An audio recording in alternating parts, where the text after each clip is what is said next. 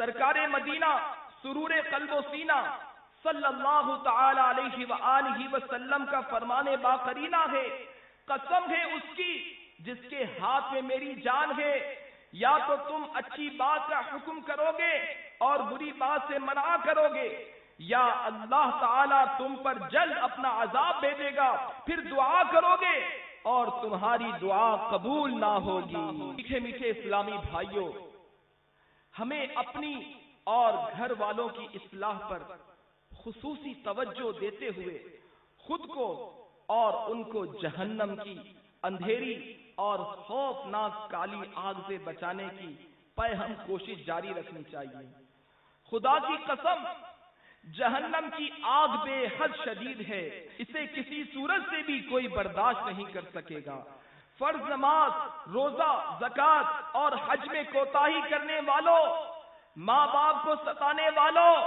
اپنی اولاد کی شریعت و سنت کے مطابق تربیت نہ کرنے والوں، اپنے بیٹوں کو داڑھی رکھنے سے روکنے والوں اور خود بھی داڑھی منڈانے والوں، داڑھی کو ایک مٹھی سے گھٹانے والوں، ملاوٹ والا مال دھوکے سے گھاس کو پکڑانے والوں اور طرح طرح سے گناہوں کا بازار گرم کرنے والوں کے لیے لمحہ فکری کیا ہے؟ یقین مانیے، جہنم کے اندھیرے میں ڈوبی ہوئی کالی کالی آگ صحیح نہیں جا سکے گی۔ سرکار مدینہ منورہ، سردار مکہ مکرمہ صلی اللہ تعالی علیہ وآلہ وسلم کا فرمان عبرت نشان ہے، دوزخ کی آگ 1000 سال جلائی گئی یہاں تک کہ سرخ ہو گئی، پھر 1000 سال بھڑکائی گئی یہاں تک کہ سفید ہو گئی، پھر 1000 سال دہکائی گئی یہاں تک کہ سیاہ ہو گئی۔ خدا کی قسم، جہنم کا عذاب کسی سے بھی نہ سہا جا سکے گا۔ حضرت سیدنا امام حافظ ابو القاسم سلیمان طبرانی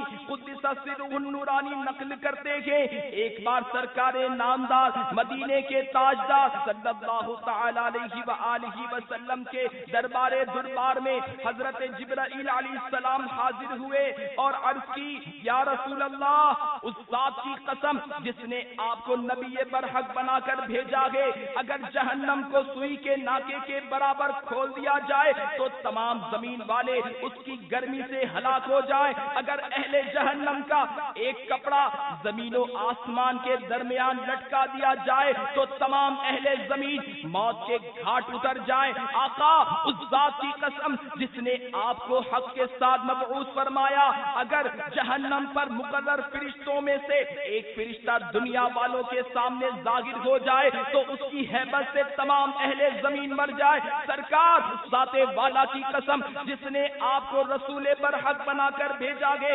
جہنم کی زنجیروں کا ایک حلقہ جس کا ذکر قرآن کریم میں فرمایا گیا ہے، اگر اسے دنیا کے پہاڑوں پر رکھ دیا جائے تو وہ ریزہ ریزہ ہو جائے اور تحت الثری یعنی 7ویں زمین کے نیچے جا پہنچے۔ سرکار دو عالم نور مجسم شاہ بنی آدم صلی اللہ تعالی علیہ وآلہ وسلم نے فرمایا، اے جبرائیل، بس کرو، اتنا ہی تذکرہ کافی ہے، کہیں ایسا نہ ہو کہ میرا دل پھٹ جائے اور میں وفات پا جاؤں۔ پیارے آقا صلی اللہ تعالی علیہ وآلہ وسلم نے سیدنا جبرائیل علیہ السلام کو ملاحظہ فرمایا کہ رو رہے گے، فرمایا، اے جبرائیل، تم کیوں رو رہے ہو؟ بارگاہ خداوندی عز و جل میں آپ کو تو ایک خاص مقام حاصل ہے۔ عرض کی، یا رسول اللہ، میں کیوں نہ روؤں؟ کہیں ایسا نہ ہو کہ علم الہی میں موجودہ حال کے بجائے میرا کوئی اور حال ہو،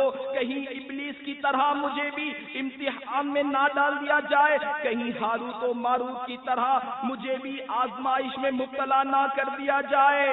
راوی بتاتے ہیں رسول اللہ صلی اللہ تعالی علیہ وآلہ وسلم بھی رونے لگے، حضرت سیدنا جبرائیل علیہ السلام بھی رو رہے تھے، دونوں حضرات روتے لگے۔ آخر کار آواز آئی، اے جبرائیل، اے محمد، اللہ تبارک و تعالی نے آپ دونوں کو اپنی نافرمانی سے محفوظ کر لیا ہے۔ ایک ہم ہے کہ گناہ پر گناہ کیے جائیں، مگر جہنم کا ہولناک تذکرہ سن کر نہ دل لرزے اور نہ ہمارا کلیجہ کانپے اور نہ ہی پلکیں بھیگی۔ افسوس، عذاب جہنم کی خوفناک باتیں سن کر بھی نہ ہمیں پشیمانی ہے، نہ پریشانی، خجالت ہے۔ نہ ندامت ندامت سے